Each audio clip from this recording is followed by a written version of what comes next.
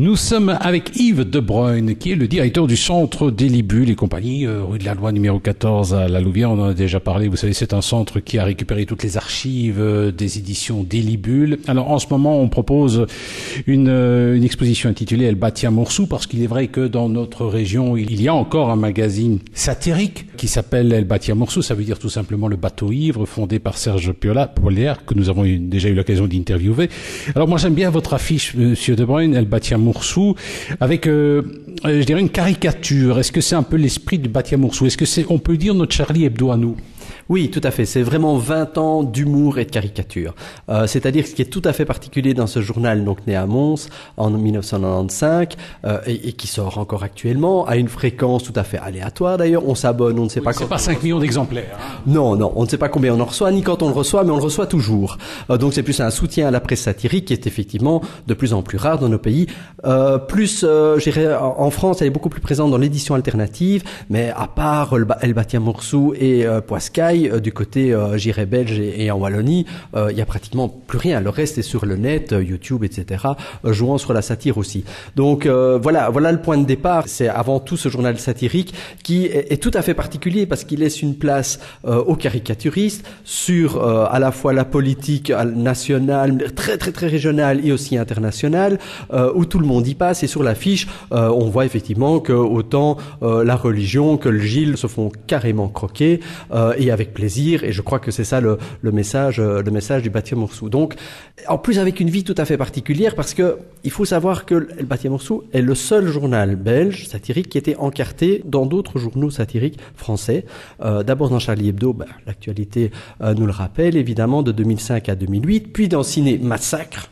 Bon, on va croire que Ciné Massacre annonçait ce qu'on a vécu à Charlie Hebdo. D'ailleurs, c'est assez étonnant quand on confronte les deux titres. Et puis aussi, mais aussi dans C4 avec Antaki, donc plus en Belgique. Et maintenant, on paraît toujours avec Zélium en tête bêche. Donc, c'est vraiment un journal qui a à la fois une renommée locale, mais en même temps qui est reconnu du côté aussi international et français. Nous sommes avec Yves De Bruyne, le directeur du centre des Libules, le centre d'interprétation situé rue de la Loi numéro 14 à La Louvière, et en ce moment on rend hommage au Batia Moursou, un célèbre magazine satirique de notre région qui célèbre ses 20 ans d'existence. Alors on peut découvrir quand même un certain nombre de satires. C'est vrai que il y a aussi, il faut pas l'oublier, ce côté surréaliste qu'on ne trouvait pas nécessairement dans Charlie Hebdo. Oui, là on voit l'empreinte, on voit vraiment l'empreinte de la région qu'on dit entre Haine et Trouille. On voit le décalage est là, l'exagération est là. Quand on voit la liste aussi des collaborateurs et des illustrateurs, ça va vraiment dans tous les sens, mais toujours avec ce décalage. Et en s'en prenant aussi parfois à des mythes très proches comme le Gilles de Binge par exemple, qui est tout à fait détourné, retourné, critiqué, qui a d'ailleurs valu à une certaine manière à Serge Polière d'être, pas excommunié, ce serait trop drôle, mais d'être un petit peu mis en dehors des remparts. Pierre Kroll aussi. Hein. Oui, Pierre Kroll aussi. D'ailleurs, ils avaient fait une exposition ensemble à Binge. C'était Kroll et le Batia Moursou. Donc, si je me souviens bien, c'était à la brasserie La Binchoise. Donc là, il y a toute une histoire. Mais le côté surréaliste, évidemment, nous intéresse très fort. Et j'aime beaucoup l'accrochage que Serge Poliard a fait, parce qu'on lui a donné carte blanche, comme dans un journal d'ailleurs. Hein, on est dans la presse, pour occuper les murs. Et vous verrez tout de suite ce qui saute aux yeux, c'est la profusion de dessins. La profusion aussi de noms qu'on connaît et de pseudonymes. Parfois on dit oui, même Gorgonzola, enfin c'est très drôle, allons-y. Mais en tout cas, il a accroché ça comme un cabinet de curiosité, avec aussi un hommage à Charlie Hebdo évidemment, mais aussi au Cabaret des ânes, qui est une rubrique tenue par Fanchon d'Amers dans le Batia Moursou et qui retrace l'histoire des anarchistes depuis Mons en passant par la Louvière jusqu'à Liège. Nous sommes avec Monsieur De Bruyne, qui est le directeur du centre des Libules, centre d'interprétation situé ici rue de la Loi numéro 14 à La Louvière. Alors répondez-moi franchement, est-ce que cette exposition, elle a été initiée après les attentats contre Charlie Hebdo, ou alors c'était un projet qui existait déjà avant? Est-ce que ça a été détonateur? Soyez francs. Alors très franchement, il faut savoir comment fonctionne un centre d'archives. Oui, à mon avis, vous pouvez pas préparer ça en une quinzaine de jours. Absolument pas. On a reçu les archives en 2012, quand la Louvière était métropole culture 2012, puisqu'on les a sauvées de cave, où elles étaient vraiment malmenées. On a une archiviste qui s'occupe du fond du Délibule. Elle a terminé les 140 premières boîtes qui retracent repasse toute l'aventure des éditions de début de 1957 à notre jour. Et puis elle a commencé le fond du Batia. Et c'est seulement parce que maintenant on a pu dépouiller, c'est un mot affreux, mais c'est le mot qu'on utilise en matière d'archives, qu'on a pu, si vous voulez, faire une liste de tout ce qu'il y avait comme œuvres qui ont été déposées. Et à partir de là, on a monté l'exposition. Donc c'est un projet qui date d'il y a 2 ans. Mais je suis très fier aussi de dire, voilà, il faut faire des expositions comme celle-ci, il faut les maintenir. Il y a tout un débat qui circule sur les réseaux sociaux. Pourquoi annuler à Welkenrath et au musée Hergé? Bon, à la maison dans les cités à Charleroi, ils maintiennent. Ramdam est maintenu. On dit oui, il faut couper, il faut annuler pour les raisons d'insécurité.